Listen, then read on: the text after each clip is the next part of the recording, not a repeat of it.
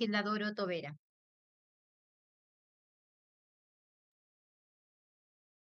Muchas gracias. Muchas gracias, presidenta.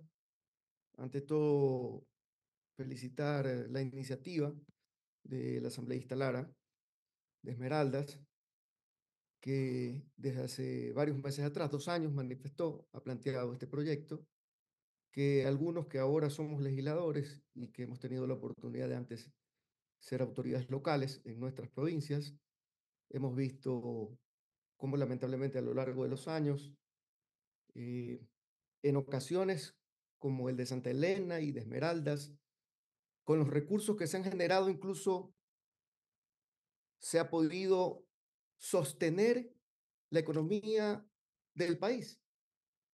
Bien lo decía la asambleísta de Santa Elena, Arisdelis Parrales, el primer pozo petrolero en el Ecuador se explotó en Santa Elena.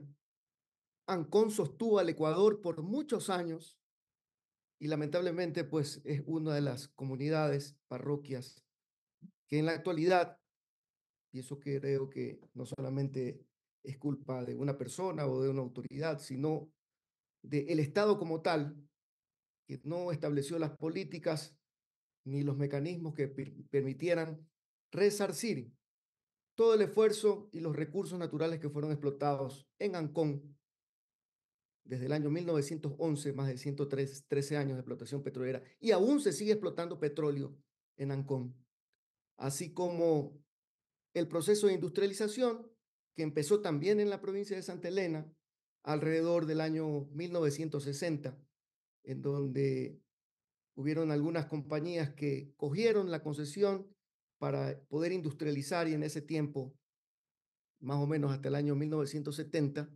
había una producción industrial de cerca de 42.000 barriles diarios de petróleo en La Libertad, Santa Elena, a diferencia de lo que ocurría en Esmeraldas, que era un poco más de 110.000 barriles de petróleo procesados diarios.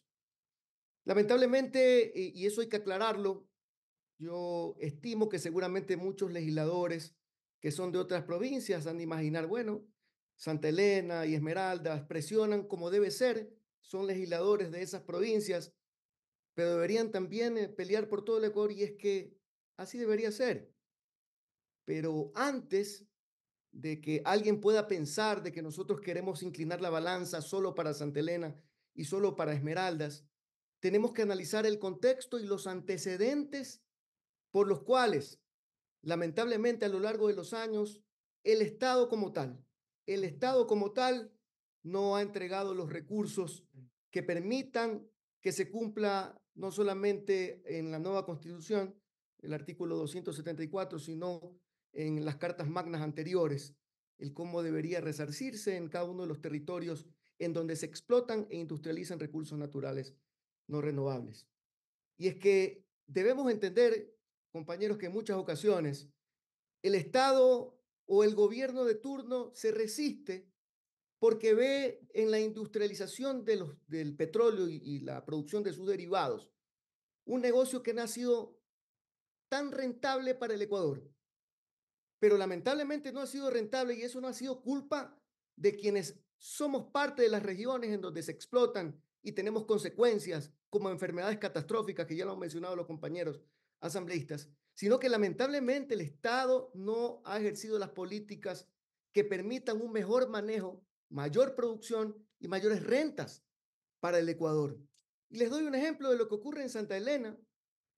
Nosotros tenemos allá en la refinería La Libertad una producción, en teoría, entre comillas, que permite procesar 42.000 barriles de petróleo diarios, pero de eso ni siquiera el 20% salen derivados de petróleo, como gas licuado de petróleo, como diésel, como gasolinas de alto octanaje.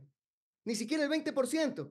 Es decir, el 80% de la producción se convierte en residuo, conocido técnicamente como fuel oil, que el Ecuador lo vende a precio de gallina con peste, que no representa una sola renta importante para el Estado.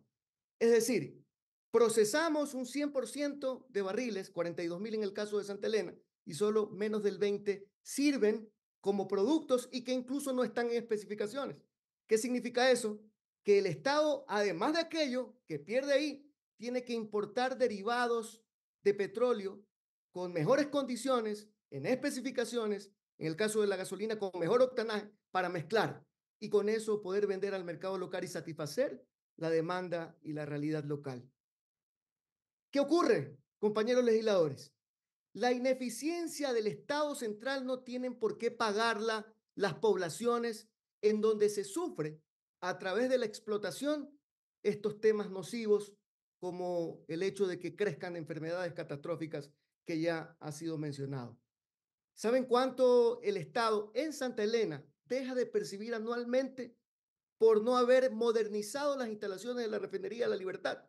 Cerca de 1.500 millones de dólares por año y 1.500 en Esmeraldas.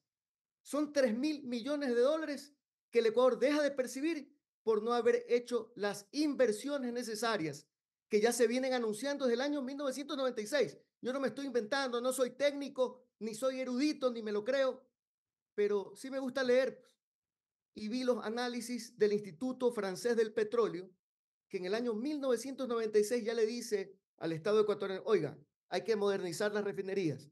Tienes refinerías de mediana conversión en Esmeraldas y una destilación atmosférica en Santa Elena. Por eso es que no produces lo que debes producir. Si tú mejoras y modernizas, puedes obtener ya no solamente el 20% de productos que pueden ser utilizados para la venta, sino el 80%. Y entonces vas a tener la producción, una producción mayor que te va a permitir tener 3.000 millones de dólares todos los años adicionales que pueden ir al presupuesto general del Estado. En el caso de Santa Elena, desde 1994 hasta la fecha, se han dejado de percibir para el Estado ecuatoriano 42.000 millones de dólares. ¿Saben cuánto es eso? La mitad de lo que tenemos en deuda pública. La mitad, es decir, ya no tuviésemos la mitad en deuda pública si es que el Estado como tal no hubiese invertido. Digamos que el Estado no tiene recursos porque se necesitan 1.500 millones de dólares para modernizar la refinería, por ejemplo, de la Libertad.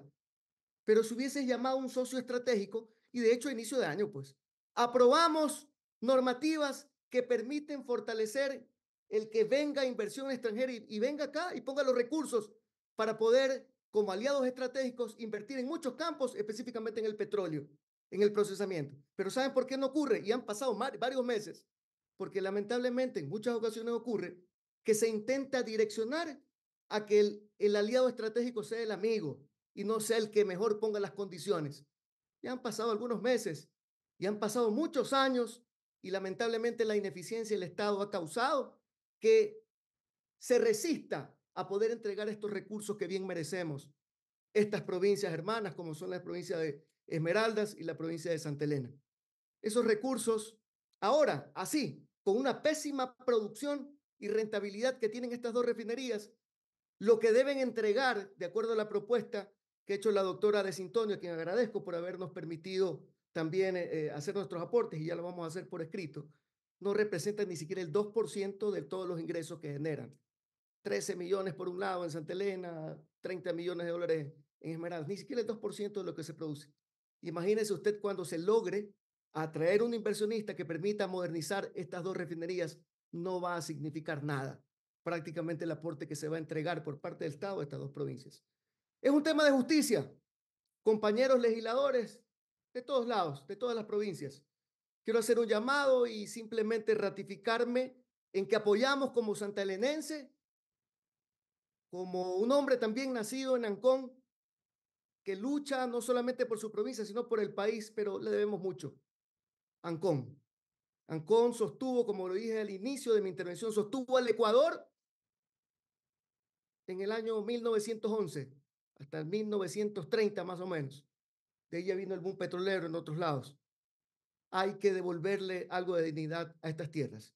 Muchísimas gracias por la oportunidad, estimada presidenta, y gracias por el aporte de todos los legisladores.